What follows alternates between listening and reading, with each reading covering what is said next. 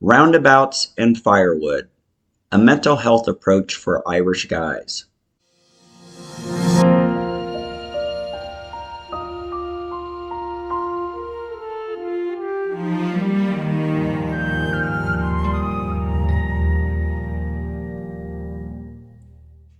Chapter 21, February 2019. The cycle repeats.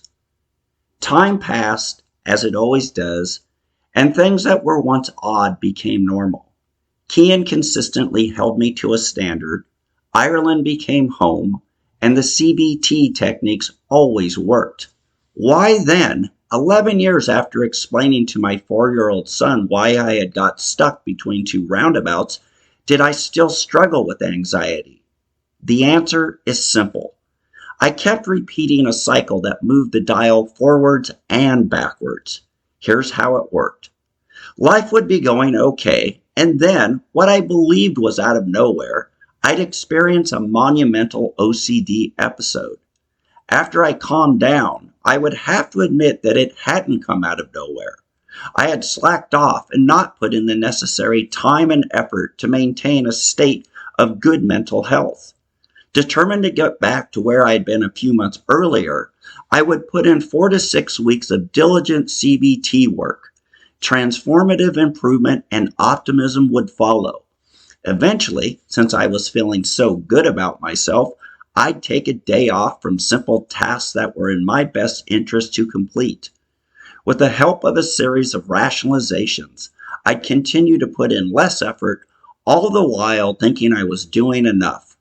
At this point, with my vulnerability up, the invitation for the OCD to return would be sent out. On a day when Cian was 15, such an invitation was accepted, and I was reminded once again that you can't take days off.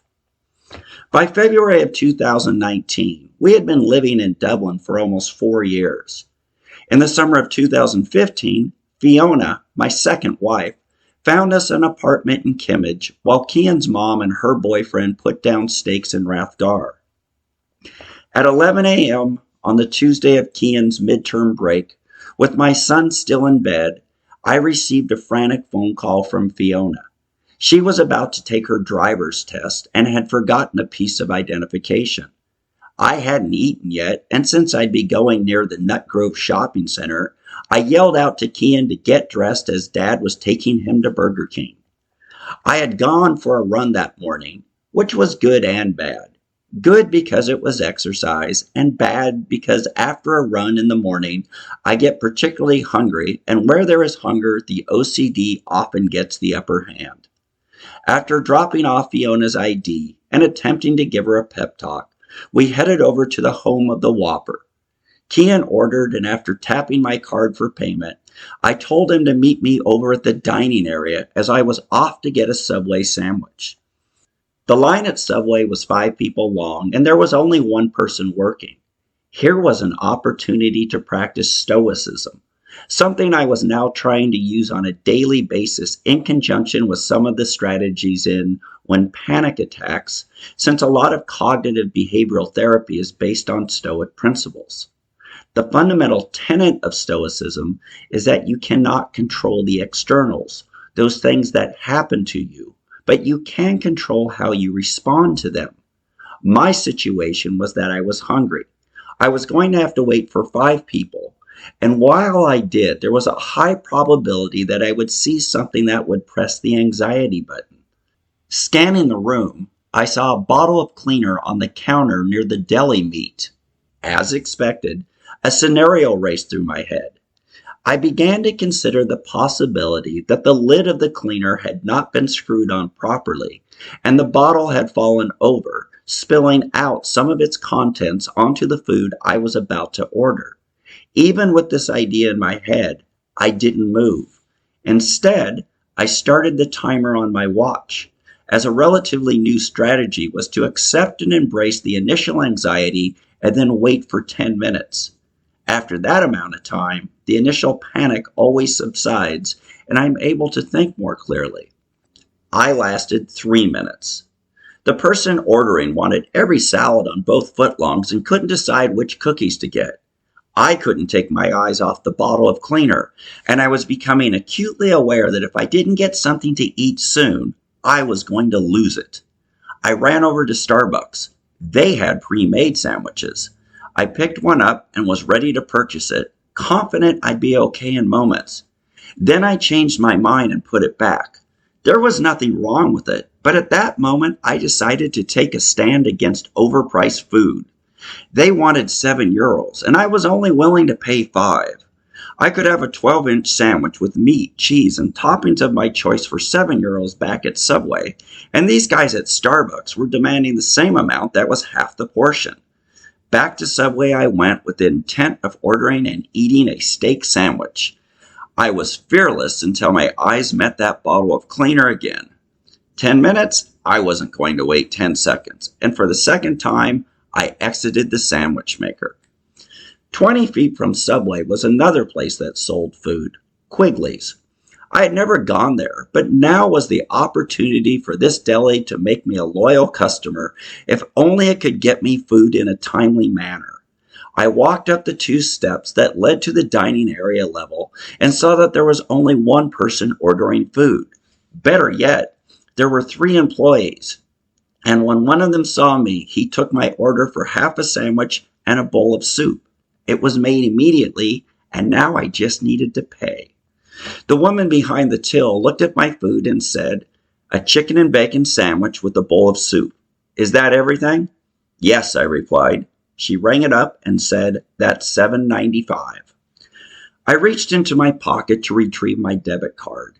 I extended my hand so I could tap for payment when I heard the unmistakable sound of glass breaking.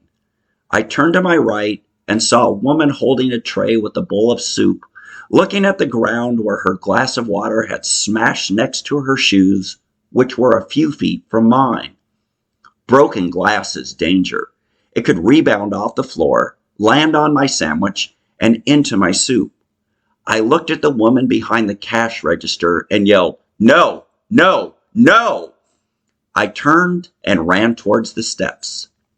As Kian would tell me later, a woman was grabbing the handrail and about to put her foot on the first step when I jumped from the dining area, flew through the air, and nearly knocked her over. I don't remember seeing her. I do remember that when I landed, I transitioned from sprinting to playfully skipping through the mall, passing the health food store and the Flying Tiger. I had chosen to skip to demonstrate to myself that I wasn't bothered at all.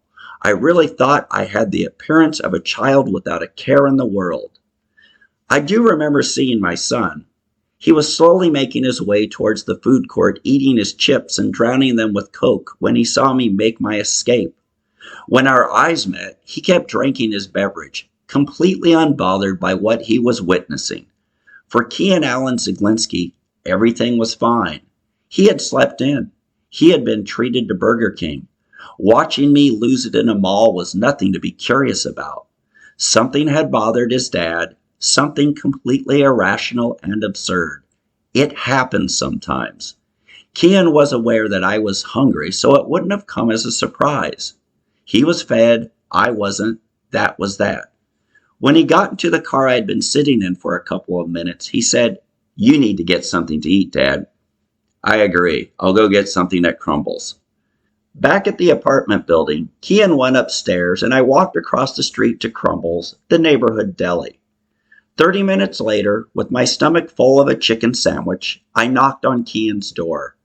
He came out and I asked his version of the events. He told me about nearly knocking the woman over, and he wanted to know why I had started skipping. "Just trying to prove to you I had everything under control." "Dad, I can tell you one thing for certain. You didn't look under control." "Well, I have more work to do. That's the lesson here."